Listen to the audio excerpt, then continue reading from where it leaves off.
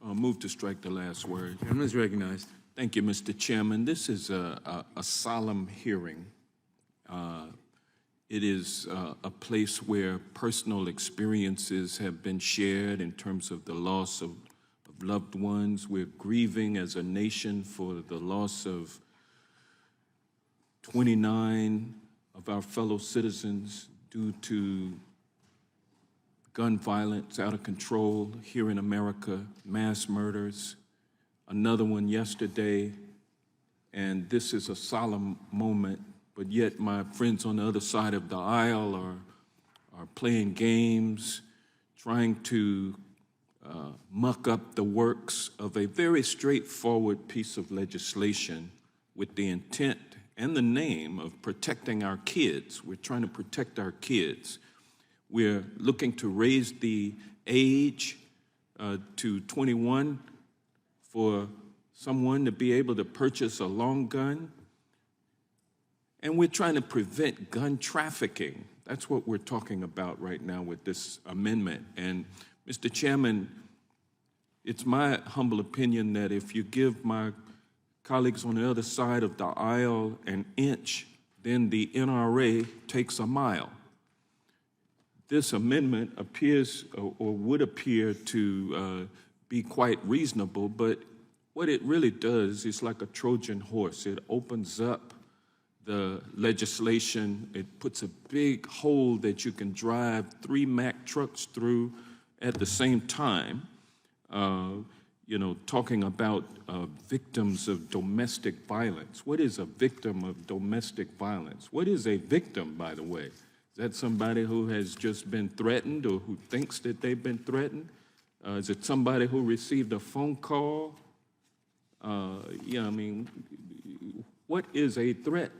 What is a victim of domestic violence? I mean, you can drive, unless that term is defined with sufficient specificity, it will hurt this legislation. And I would submit that just agreeing to this amendment would drive a hole into this legislation. I think we should do what we set out to do, which is to prevent as much gun trafficking as we possibly can. And we also don't want to open the door for untraceable weapons, ghost guns, to be allowed to be transferred to so-called victims of so-called domestic violence, whatever domestic violence is. Domestic violence can be between a man and a woman. It can be between a schoolyard bully and somebody in school. What's to keep someone under this amendment from transferring a weapon to someone who is less than 18 years old? So we don't want to get into that at all. We also want to do our work on safe storage so that people like Ethan Young, 15 years old, his mother is here today, has been sitting dutifully through this hearing to see us do the work that she knows we need to do and so many other Americans know that we need to do. Let's stop playing games.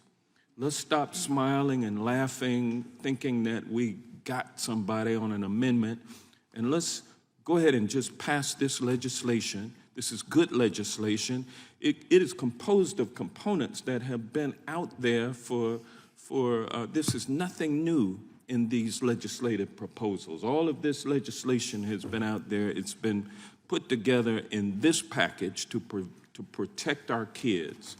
And let's protect our kids today. Stop playing games, and let's move. Let's move to pass this legislation. And with that, I'll yield to the gentleman from Rhode Island. I thank the gentleman for yielding. I just think there's a fundamental disagreement between our friends on the side of the aisle and the proponents of this legislation, and that is this sort of suggestion that if you just inject more guns, you'll enhance safety of individuals. You want more guns in schools, you want more good guys to have guns, even though we have more guns in America than any place in the world, more guns than people. That hasn't brought us safety.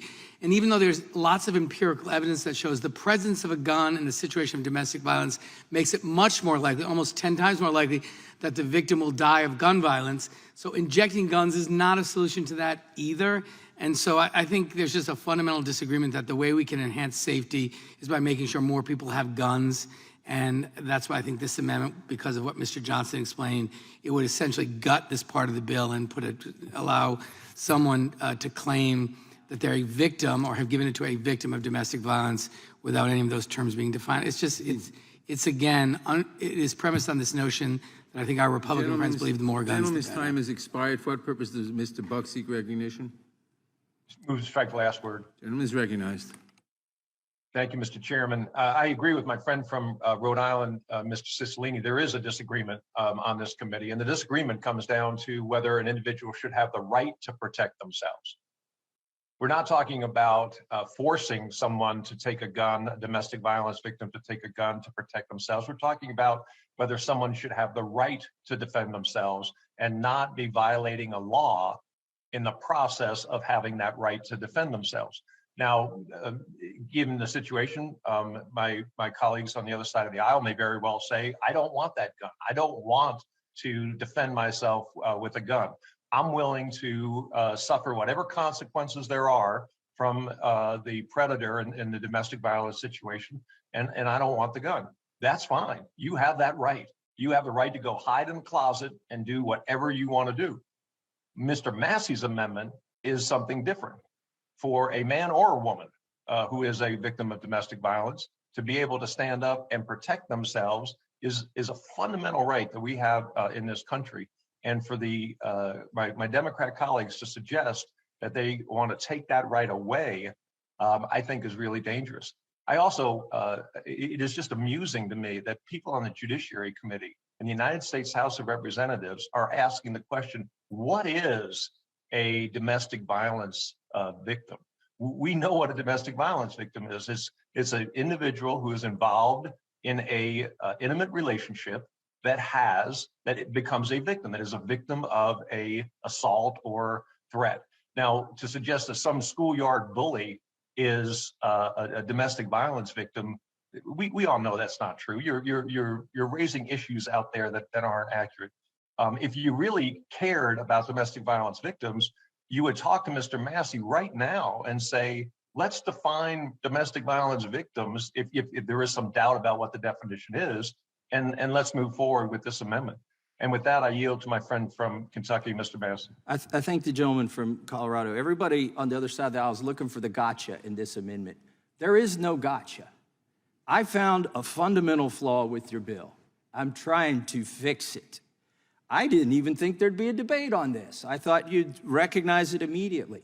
And I would love to take my colleague, Ms. Sheila Jackson-Lee's offer up to work on this later behind closed doors. But the problem is, how do you negotiate later in good faith with people who don't even recognize that the bill is flawed right now? Nobody on the other side of the aisle has yet conceded that there is an and at the end of the sentence that they keep reading, that in order to transfer a firearm and not be convicted as a gun trafficker, it has to be a family member or a lawful business agent. There is no domestic violence exception in their bill. I'm trying to add it. I'm confounded and confused as to why they would not accept it. Because there should not be such an exception. Wonder if in the bill. Mr. Buck would yield to me to supplement your point if you're done. Not quite.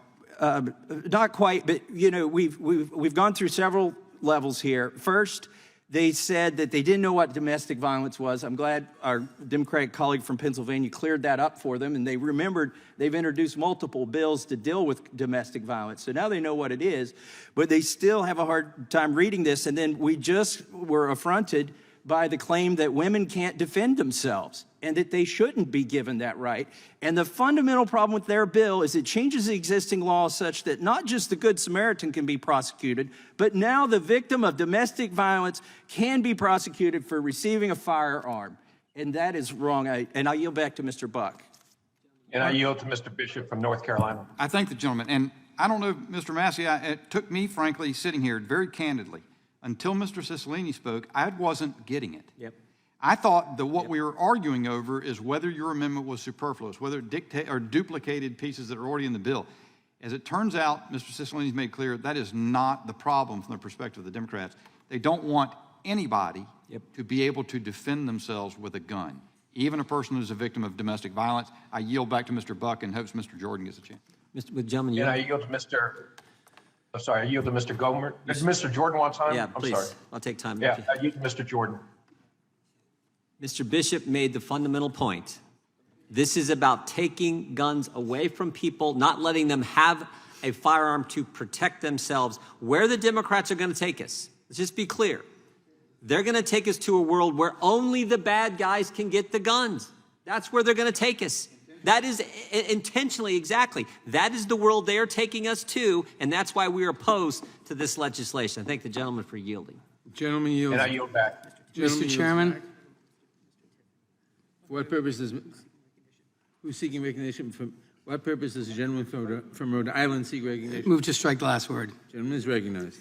Mr. Chairman, I'm just reading the legislation which is before us, and with respect to the issue of gun trafficking, if you begin on page 5, 932A, it shall be unlawful for any person in or otherwise affecting interstate or foreign commerce to knowingly purchase or acquire or attempt to purchase or acquire a firearm for the possession of a third party. So in the example of your neighbor giving a gun to an individual who's a victim of domestic violence, there is no third party. And so this would not be prohibited under the statute. This requires the receipt of a firearm for the possession of a third party in its initial definition. So I think this is an interesting discussion, but I think it doesn't apply because it wouldn't be criminalized. The gentleman yield? With that, sure. The victim is the third party in the hypothetical. No, in the hypothetical, you said a neighbor is giving a gun to someone who's a victim of domestic violence. There's two people, the neighbor and the domestic violence. No, reclaiming my time. The statute says a person who purchases or acquires a gun for a third party from... One party is the purchaser, the other party is the seller, the third party is the victim to whom you're giving the gun. And the example you're talking about is when a neighbor gives a gun to someone who's a victim of domestic violence. There's two people. There's no third party. The statute doesn't apply. I yield back. The gentleman yields back. For what purpose does Mr. Tiffany seek recognition? I'll just strike the last word. Gentleman is recognized. I yield my time to Mr. Goldberg. And I appreciate that. I've been flabbergasted after years of hearing Democrats talk about domestic violence to now hear Democrats say they don't know what it is. They don't know what a definition is. That's amazing, amazing. I think all the people on our side understand what domestic violence is. So we can talk about that later. But when it comes to, I'm also amazed, the scenario that Mr. Cicilline talked about, there is a third party. If you're not acquiring a gun for a third party, you're not guilty of the crime. Of course, there's a third party. So that's, a good prosecutor would not be able to take that position. They would be able to go after the third party who is the victim of what those on the Republican side know is domestic violence. So, and like I said, bullied on a playground, that's not domestic violence. We understand that. So, and if you've ever prosecuted, perhaps if you've defended people guilty of domestic violence, you'd be familiar with it too. But having prosecuted, I can assure you, I know what it is, and I'm surprised more Democrats don't. But this amendment will be helpful to the bill and will help to avoid doing terrible injustice, which is one of the reasons it's good not to rush into a bill with an emotional basis for the bill. It's why a cooling off period is important. So you make sure you consider the very things like Mr. Massey has found to to fix one of the injustices in the bill. So if you care about injustice, you would say, you know what, he's got a good point. If you still don't know what domestic violence is, I'll be glad to work with Thomas to get a definition that will help you understand. It won't be that difficult in view of all the domestic violence legislation that there's been. But in the meantime, please, just say this is going to create a hole you could drive a truck through. How about a tiny hole that it creates just enough to protect a victim and not have more injustice inflicted upon a victim because our committee was hell-bent on passing legislation without any input whatsoever from people on our side that have dealt extensively with this issue for decades. So I appreciate the amendment. I appreciate Mr. Tiffany yielding. I yield back to Mr. Tiffany. Mr. Chairman, sorry my camera's not on right now. Somehow I lost it here.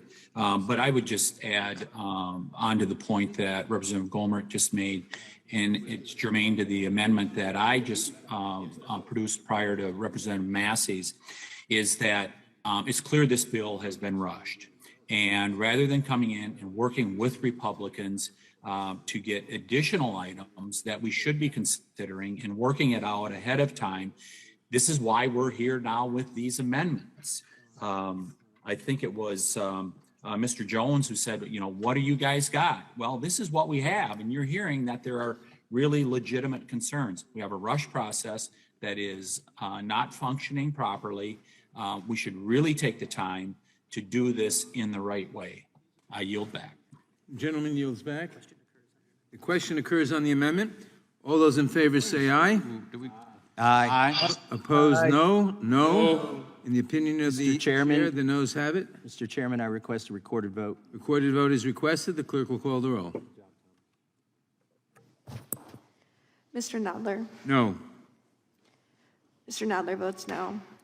Ms. Lofgren. No. Ms. Lofgren votes no. Ms. Jackson Lee. No. Ms. Jackson Lee votes no. Mr. Cohen. No. Mr. Cohen votes no. Mr. Johnson of Georgia. No. Mr. Johnson of Georgia votes no. Mr. Deutsch. No. Mr. Deutsch votes no. Ms. Bass.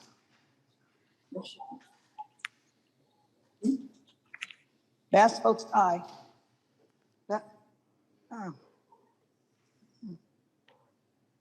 Bass votes aye. Ms. Bass votes aye. Mr. Bass Jeffries. votes no. I'm sorry. Bass votes no. Ms. Bass votes no. Mr. Jeffries. Jeffries votes no. Mr. Jeffries votes no. Mr. Cicilline. Mr. Cicilline votes no. Mr. Swalwell. No.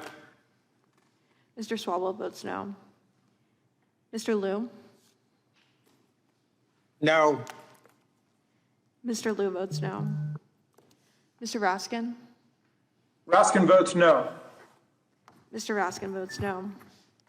Ms. Jayapal. Jayapal votes no. Ms. Jayapal votes no.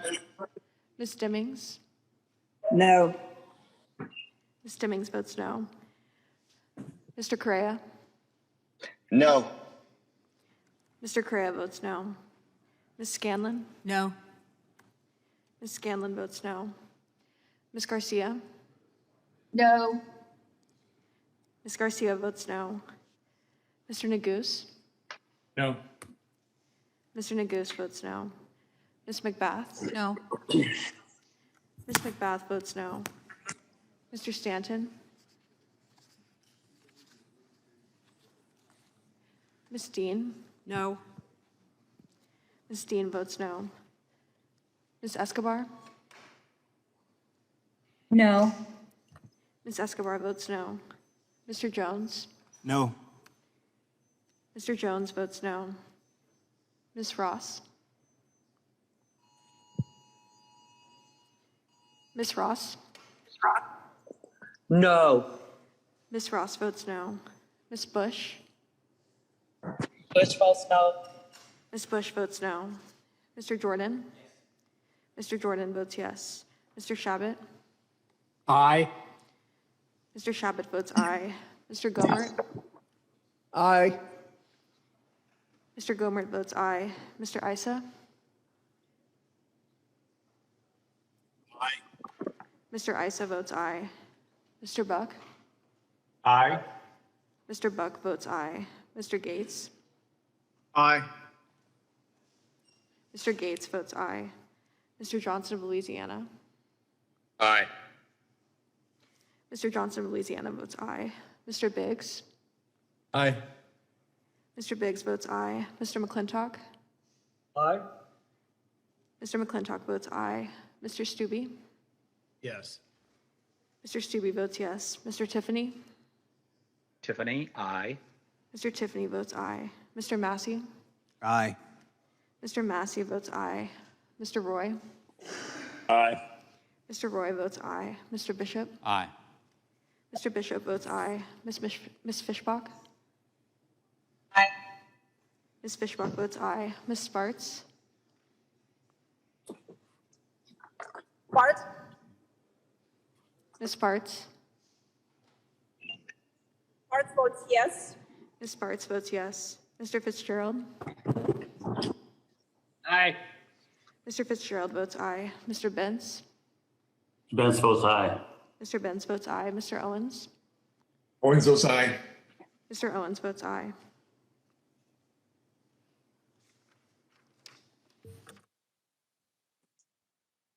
Clerk will report. Oh, this is Stanton. How am I recorded? Mr. Stanton, you are not recorded. I vote aye. Mr. Stanton votes aye. Does Mr. Stanton really want to vote aye? Okay. Clerk will report. Mr. Chairman, there are 20 ayes and 24 noes. The noes have it, and the amendment is not agreed to.